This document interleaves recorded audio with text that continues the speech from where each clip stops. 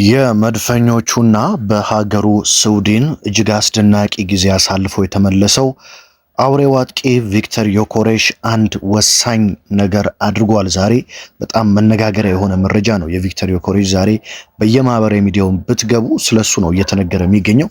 ቪክተር ዮኬሬሽ ያደረገው ነገር ምንድን ነው?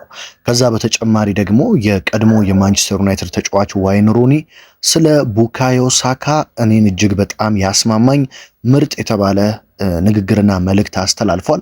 ስለ ቡካዮ ሳካ ዋይን ሩኒ ምን ተናገረ? በተጨማሪም የአርሰናል የወሩ 4 እጩዎች ምርጥ ተጫዋቾች ይፋ ተደርገዋል። እነማን ናቸው? ማን ማሸነፍ ይገባዋል? ሌላኛው ካፕቴን ማርቲን ኦዴጋርድ ስለ አሰልጣኝ ሚኬል አርቴታ ተናግሯል።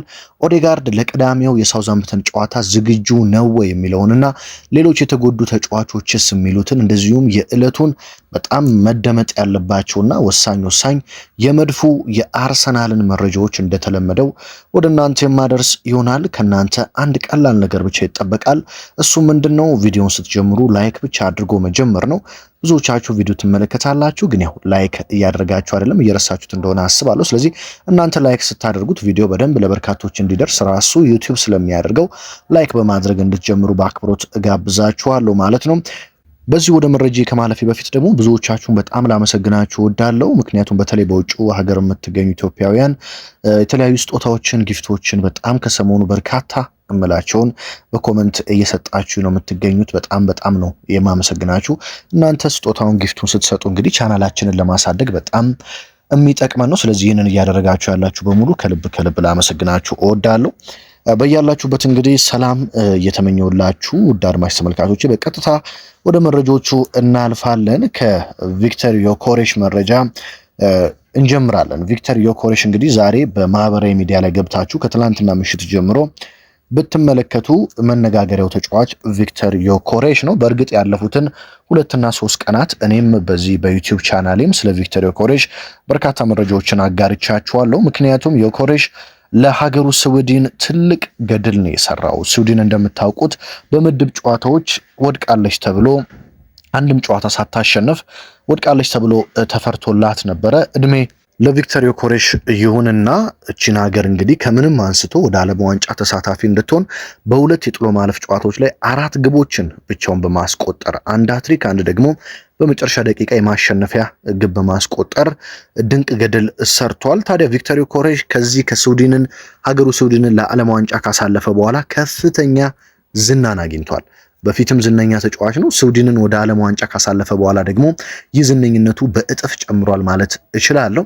ታዲያ ቪክተር ዮኬሬሽ እቺ የምትታወቀውን የደስታ አገላለጹን ፊቱ ላይ እጆቹን አጣምሮ የማስክ ሴሌብሬሽን እንዳለው ይታወቃል። ታዲያ ይህንን የደስታ አገላለጽ በንግድ ምልክትነት አስመዝግቦታል። ይህንን ያደረገበትም ትልቁ ምክንያት ምንድነው? በአሁኑ ሰዓት በዓለም ላይ እጅግ ተወዳጅነትን እያተረፈ ያለ የደስታ አገላለጽ በመሆኑ ገንዘብና ቢዝነስ መስራት ይፈልጋል እሱም። ስለዚህ ይህንን የደስታ አገላለጽ በንግድ ምልክትነት አስመዝግቧል። ምንድነው ጥቅሙ ካላችሁኝ፣ ይህንን ማስመዝገቡ ካሁን በኋላ ዓለም ላይ የሚገኝ የትኛውም ድርጅት ማስታወቂያ ለመስራት ከፈለገ፣ ስራ ለመስራት ከፈለገ፣ የማርኬቲንግ ስራዎችን መስራት ከፈለገና የቪክተር ዮኬሬሽን የደስታ አጠቃቀም መጠቀም ከፈለገ ከቪክተር ዮኬሬሽ ፍቃድ ማግኘት አለበት፣ ወይም ደግሞ ለቪክተር ዮኬሬሽ ክፍያ መፈጸም አለበት። ስለዚህ ማንኛውም ዓለማችን ላይ የሚገኝ ድርጅት በቲሸርቶቹ ላይ በኮፍያ ላይ ሊሆን ይችላል፣ በየትኛውም ነገር ላይ የቪክተር ዮኬሬሽን የደስታ አገላለጽ መጠቀም ከፈለገ ለቪክተር ዮኬሬሽ ወይም ክፍያ ይፈጽማል ወይም ከሱ ቅድሚያ ፍቃድ ማግኘት አለበት ማለት ነው። ስለዚህ ቪክተር ዮኬሬሽ ከትላንትና ጀምሮ ይህንን የደስታ አገላለጹን በንግድ ምልክትነት ማስመዝገቡን ተከትሎ በርካቶች እንግዲህ እያሞካሹት ይገኛሉ። ትክክለኛ ስራ ነው እየሰራው እያሉት ይገኛሉ።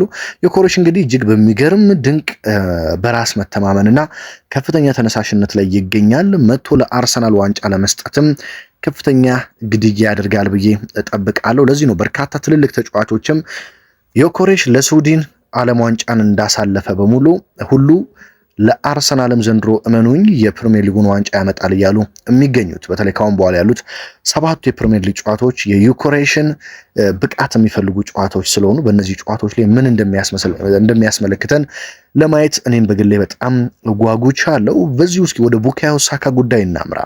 የቀድሞ የማንቸስተር ዩናይትድ ተጫዋች ዋይን ሩኒ እኔ በግሌ የሚሰጣቸው ሀሳቦች በርካታ ጊዜ እጅግ የሚያስማሙኝና እምወድለት ግለሰብ ነው። ዋይን ሩኒ ብዙ ጊዜ ከስሜታዊነት የወጣ እንደዚሁም ደግሞ ትክክለኛ የሆነ እውቀት ላይ የተመሰረተ ሀሳቦችን ይሰጣል። ዋይን ሩኒ ስለ ቡካዮ ሳካ ሲናገር ምን አለ? ቡካዮ ሳካ በተከላካዮች በሚገባ ተጠንቷል። እሱን ለማቆም በየጨዋታው በሁለትና ሶስት ተጫዋቾች ይከቡታል። አርሰናልና እንግሊዝ ብሔራዊ ቡድን አቅሙን እስኪጨርስ ድረስ ያለ እረፍት አጫውተውታል፣ ተጠቅመውበታል፣ በዝብዘውታል። በዚህ ምክንያት የአቋም መውረድ ቡካዮ ሳካ ታይቶበታል። ሳካ እጅግ ድንቅ ተጫዋች ነው፣ ነገር ግን አሁን እረፍት የሚያስፈልገው ተጫዋች ነው። 90 ደቂቃ ሙሉ በእያንዳንዱ ጨዋታ አሰልፈ ጉልበቱን ልትበላው አይገባም። እኔ ለአርቴታም እንደዚሁም ለእንግሊዝ ብሔራዊ ቡድን አሰልጣኝ ቶማስ ቱዌል መመክራቸው ለቡካዮ ሳካ ትንሽ ረፍት እየሰጡ እንዲያጫውቱት ነው።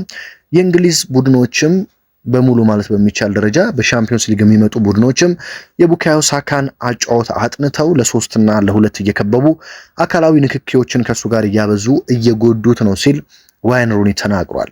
በርካቶች እንግዲህ በተለይ ከቅርብ ጊዜ ወዲህ በተለይ በሁለተኛው አጋማሽ በሁለተኛው ሲዝን የቡካዮ ሳካ አቋም መውረድ ላይ ጥያቄ ያነሱ ይገኛሉ። ነገር ግን ዋይን ሩኒ የሰጠው ሀሳብ እጅግ ምክንያታዊና የሚያስማማ ነው ብዬ አስባለሁ። በእያንዳንዱ ጨዋታ ቡካዮ ሳካ ተመልክታችሁት ከሆነ ከ2 እና ከ3 ተጫዋቾች ጋር የመጋፈጥ ግዴታ ውስጥ ይገባል።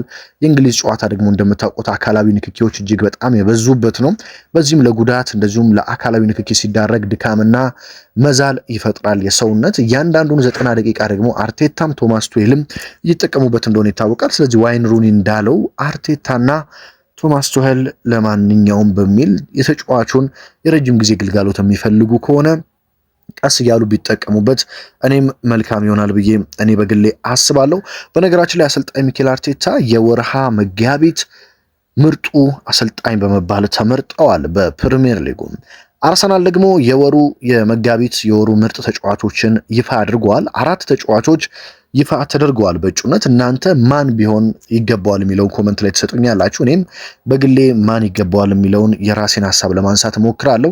ታዲያ አርሰናል የወርሃ መጋቢት ምርጥ ተጫዋቾችን ይፋ ሲያደርግ በአንደኝነት ዴክላን ራይስን አስቀምጧል። ዴክላን ራይስ እንግዲህ እጅግ በጣም አስደናቂ ወር ብቻ ሳይሆን አስደናቂ ዓመት በመድፈኞቹ ቤት እያሳለፈ እንደሆነም ይታወቃል። በመቀጠል እጅግ አስገራሚ ኳሶችን ያዳነው የአርሰናሉ ግብ ጠባቂ ዴቪድ ራያ የወሩ ምርጥ እጩዎች ውስጥ ተካቷል። ሌላኛው የመድፉ ተከላካይ ጋብሪኤል ማጋሌሽ በዚህ እጩ ውስጥ የተካተተ ሲሆን ኤብሪቼ ኢዜም በወርሃ መጋቢት ምርጥ ተጫዋችነት እጩ ውስጥ ይፋ ሆኗል። ከነዚህ 4 ተጫዋቾች ማን የወሩ ምርጥ ተጫዋች ይሆናል ብላችሁ ጠብቃላችሁ? እንደኔ ዴክላን ራይስ የወሩ ምርጥ ተጫዋችነት ሽልማት ይገባዋል የሚል እምነት አለኝ። በእርግጥ ዴቪድ ራያም ድንቅ ነበር፣ ጋብሪኤል ማጋሌሽም ኤዜም ድንቅ ነበሩ። ለኔ ግን ዴክላን ራይስ ከሁሉም የተለየው ተጫዋች ነው ብዬ አስባለሁ። ከአሁን በኋላም ትልቅ ልዩነት በአርሰናል ቤት በሚቀሩ ጨዋታዎች ይፈጥራል ብዬ የምጠብቀው ዴክላን ራይስ ነው። በነገራችን ላይ ቅዳሜ ምሽት አርሰናል በኤፍኤ ካፕ ሩብ ፍጻሜ የጥሎ ማለፍ ጨዋታ ቀን ቀዩን ማሊያ ይለብሳል ተብሎ ነው የሚጠበቀው። ሳውዛምፕተን ቢጫውን ማሊያ ይለብሳል ተብሎ ሲጠበቅ አርሰናል ከሜዳው ውጪ ቢሆንም ዋናውን ቀይ ማሊያ በመልበስ ወደ ሳውዛምፕተን በማቅናት እንግዲህ ይህንን ጨዋታ ያደርጋል ተብሎ ነው የሚጠበቀው። ወደ ማርቲን ኦዲጋርድ ጉዳይ ልውሰዳችሁ። ማርቲን ኦዲጋርድ በጣም ጥሩ ዜና ስነግራችሁ ለቅዳሜው ሳውዛምፕተን ጨዋታ ሙሉ በሙሉ ዝግጁ ነው። ቅዳሜ ጨዋታውን ቋሚ ሆኖ ይጀምራል ተብሎ ነው የሚጠበቀው። ታዲያ ስለ አርቴታ አንድ ነገር ተናግሯል። ወደ አርሰናል እንድቀላቀል ካደረጉኝ ዋና ምክንያቶች አንዱ ዋነኛው ሚኬል አርቴታ ነው። ስራው የሚደነቅ ሲሆን ከሱ ብዙ ተምሬ ያለው የክለቡ መመዘኛዎች ወይም ስታንዳርዶች በጣም ከፍተኛ ናቸው። እሱ ሁልጊዜም ከሁሉም ሰው ምርጥ ነገር ይፈልጋል። በአጨዋወቴ ውስጥ የፈጠራ ችሎታዬን ይዞ በመቀጠል ሁሌም አስፈላጊ ነው። እኔ በነፃነት መጫወት የምወድ ሰው ነኝ። የአጨዋወት ፍሰቱ ሲኖረኝ ደግሞ ምርጥ ብቃቴ ላይ ይገኛለሁ። ታክቲክ በጣም አስፈላጊ ነገር ነው። ነገር ግን ጨዋታው ሊሰማና ትክክለኛ ጊዜ ሲመጣ በውስጣዊ ስሜትህ መመራት ይኖርብሃል ሲል ኦዴጋርድ የተናገረ ሲሆን ታክቲክ ጥሩ ነው፣ በታክቲክ እንመራለን። አንዳንዴ ግን ጨዋታው ላይ ሆነ የምትረዳቸው ነገሮች አሉ። የዛኔ በግልህ በውስጥህ የምትወስናቸው ውሳኔዎች አሉ። እኔም በአርሰናል ቤት ውስጥ ነፃ ሚና ያለኝ ተጫዋች ነኝ፣ አርቴታ ለዚህ ሁሉ ትልቁን አድናቆትና ክብር ይወስዳል ሲል ኦዴጋርድ ለአርቴታ ያለውን አድናቆት ገልጿል። በነገራችን ላይ ከቅርብ ጊዜ ወዲህ ለአርቴታ በርካታ የአርሰናል ተጫዋቾች አድናቆታቸውን እየገለጹ ነው። ከዚህ በፊት እንደ ኤብሪቺዜ እንደ ዴክላን ራይስ ያሉ ተጫዋቾች እንደገለጹ ይታወቃል። ዛሬ ደግሞ የማርቲን ኦዴጋርድን ሰምተናል ማለት ነው። የኦዴጋርድ መመለስ በነገራችን ላይ እንደምታውቁት አርሰናል ቤት ነፃ ሚና ከተሰጣቸው ተጫዋቾች አንዱ በዘንድሮው የውድድር ዓመት መጀመሪያ አካባቢ ሪካርዶ ካላፊዮሪ ነበር ነፃ ሚና የተሰጠው ከመከላከል ባለፈ እስከ ተቃራኒ ሳጥን ውስጥ ጭምር በመግባት እንዲያጠቃ ፍቃድ ተሰጥቶት መሃል ላይ እየገባ የተጫዋቾችን ቁጥር እንዲጨምር ፍቃድ ተሰጥቶት ተጋጣሚዎችን እንዳይገምቱና እንዲቸገሩ ሲያደርግ የነበረው ሪካርዶ ካላፊዮሪ እንደነበረ ይታወቃል። አሁን ላይ ደግሞ ኦዴጋርድ እንደሆነ ይታወቃል። ኦዴጋርድ በተለይ ሜዳ ላይ ሲኖር ማለት ነው። ኦዴጋርድ ከጉዳት ሲመለስ ሜዳ ላይ እንደፈለገ እንዲንቀሳቀስ ወደፊት ወደኋላ እያለ ከተከላካዮች ኳስ እንዲቀበል መሃል ሜዳ ላይ እንዲያሰራጭ ወደፊት ኳሶችን እንዲያቀብል ቻንሶችን ክሬት እንዲያደርግ ከፍተኛ ነፃ ሚና የተሰጠው ተጫዋች ኦዴጋርድ እንደሆነ ይታወቃል። ስለዚህ የማርቲን ኦዴጋርድ መመለስ ለመድፈኞቹም ትልቅ ጥቅምን ይሰጣል ብዬ እጠብቃለሁ። በተለይ ደግሞ የኤብሪቺዜን አለመኖር ተከትሎ የኦዴጋርድ ሜዳ ላይ መኖር ለመድፈኞቹ እጅግ ከፍተኛ የሆነ ጥቅምን እንደሚሰጥ እጠብቃለሁ። በመጨረሻም እስኪ የአርሰናል ተጫዋቾች ለዓለም ዋንጫ ማለፋቸውን ያረጋግጡ እነማን ናቸው? እነማንስ ለዓለም ዋንጫ አይሳተፉም ወይም ሀገራቸው አላለፈላቸውም የሚለውን የአርሰናል ተጫዋቾች ልንገራችሁ። የመጀመሪያው እንግዲህ ጁሪየን ቲምበር ነው። ጁሪየን ቲምበር ከኔዘርላንድ ጋር ለዓለም ዋንጫ ማለፉን አረጋግጧል። በአሜሪካው ክረምት ላይ በሚደረገው የዓለም ዋንጫ ጁሪየን ቲምበርን እንመለከተዋለን። ሁለተኛው ቤልጂየማዊ ሊያንድሮ ትሮሳርድ ነው። ሊያንድሮ ትሮሳርድ ከቤልጂየም ብሔራዊ ቡድን ጋር ለዓለም ዋንጫ አልፏል። ስለዚህ ክረምት ላይ የምንመለከተው ተጫዋች ነው። ሌላኛው ዊሊያም ሳሊባ ከፈረንሳይ ጋር እንመለከተዋለን። በአስደናቂ ሁኔታ ሀገሩን ይዞ ያለፈው ቪክተር ዮኬሬሽን ከስዊድን ብሔራዊ ቡድን ጋር የምንመለከተው ሲሆን ማርቲን ኦዴጋርድን ከሃላንድ እና ከኖርዌይ ብሔራዊ ቡድን ጋር በአሜሪካዊ ዓለም ዋንጫ እንመለከተዋለን።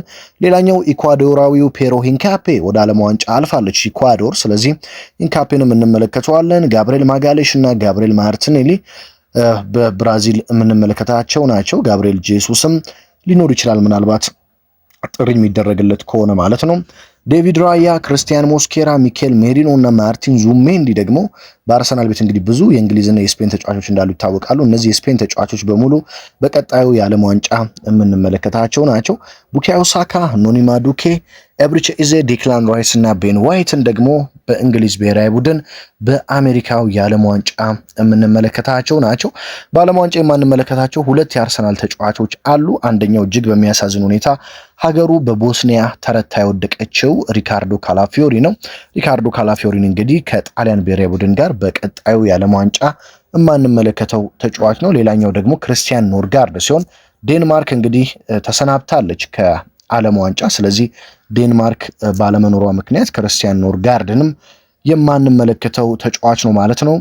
እንግዲህ ዓለም ዋንጫ ማጣሪያው የወዳጅነት ጨዋታዎች ለአርሰናል በጣም በጥሩ ጊዜ መጣ ነበረ። ምክንያቱም ከጠይቃችሁኝ አርሰናል የካራቦ ካፕ ዋንጫን እንዳጣ ነው ኢንተርናሽናል ብሬክ የመጣው። ስለዚህ ከሽንፈት ማግስት እረፍት በጣም ጥሩ ነው። በደንብ አርፋችሁ በደንብ ተዘጋጅታችሁ ስተታችሁን አይታችሁ እንደዚሁም ስነ ልቦናችሁን አድሳችሁ ለመምጣት የእረፍት ጊዜ መኖሩ ይጠቅማል። ለመድፈኞቹም ይሄ በጣም ይጠቅማቸዋል ብዬ እኔ በግሌ ወስዳለሁ። ምክንያቱም የሲቲውን የካራቦ ካፕ ጨዋታ እንደተሸነፉ ከቦርንማውዝ ጋር ቢጫወቱ ኢታድ ሄደው ከሲቲ ጋር ድጋሚ ፕሪሚየር ሊግ ቢጫወቱ በተወሰነ በስነ ልቦናው ረገድ ሊጎዱ ይችላሉ የሚል እምነት ነበረኝ። ነገር ግን አሁን የረጅም ጊዜ የ12 ቀናት አካባቢ እረፍትን አርፈው መምጣታቸው ለመድፈኞቹ ተጫዋቾች ከፍተኛ የሆነ ጥቅም ይሰጣቸዋል ብዬ ጠብቃለሁ። እንደዚሁም በዓለም ዋንጫው ላይ ደግሞ የአርሰናል ተጫዋቾች ጥሩ ነገር ይዘው ነው የመጡት። ምክንያቱም ሀገራቸው አልፋላቸዋለች በርካቶቹ ከሪካርዶ ካላፊዮሪ እና ከኖርጋርድ ውጪ ማለት ነው። ስለዚህ ይህንን ስሜት ወደ አርሰናል ይዘው በመምጣት ለዋንጫ ጉዞ ከፍተኛ ጥቅም ይሰጣሉ ብዬ ጠብቃለሁ። በተለይ እንደ ዮኬሬሽ፣ እንደ ሂንካፔ፣ እንደነ ሳካ፣ ራይስ ያሉ ተጫዋቾች ከፍተኛ ግልጋሎትን የሚሰጡ ተጫዋቾች ናቸው ብዬ እኔ በግሌ የምጠብቀው ነው። አርሰናል እንግዲህ ከነገ ወዲያ ቅዳሜ ምሽት 4 ሰዓት ላይ ከሳውዛምፕተን ጋር ተጠባቂውን የሩብ ፍጻሜ የኤፍኤ ካፕ ጨዋታ ያደርጋል። ይህ ጨዋታ ተጠባቂነቱ እንግዲህ ምንድነው ካላችሁ ያንኛ ከረጅም ጊዜ በኋላ ስለመጣ በርካቶች የናፈቃቸውን ክለብ ለመመልከት ይህ ጨዋታ እንግዲህ የሚጠበቅ ነው ማለት ነው። በመቀጠል አርሰናል ማክሰኞ በሻምፒዮንስ ሊጉ ከስፖርቲንግ ሊዝበን ይጫወታል ከሜዳው ውጪ። በመቀጠል ድጋሚ ደግሞ ቅዳሜ ዕለት 8 ሰዓት ተኩል ቀን ላይ ከቦርንማውዝ የሚጫወት ይሆናል ከሲቲም ቀድሞ ማለት ነው። ስለዚህ እነዚህ ጨዋታዎች በዚህ ሳምንት የሚደረጉና የሚጠበቁ ናቸው። የዕለቱ ወሳኝ ስፖርታዊ ጥንክሮች እነዚህ ናቸው። ሐሳብ አስተያየታችሁን ኮመንት ላይ አስቀምጡልኝ። ሀገር ውስጥ ከባህር ማዶ በመሆን በየዕለቱ ስፖርታዊ መረጃዎችን በመከታተል ከጎን ያላችሁትን በሙሉ ከልብ እያመሰገንኩ በሌላ ወሳኝ መረጃ ነገ ደግሞ አርቴታ መግለጫ ይሰጣሉ። ስለዚህ ስለ ሳውዛምፕተኑ ጨዋታና ስለ አርቴታ መግለጫ በደንብ ጠለቅ ያለ መረጃን ወደ እናንተ የማመጣ ይሆናል ማለት ነው። እስከዛ ድረስ በያላችሁበት ሁሉ ሰላም ተመኘሁላችሁ።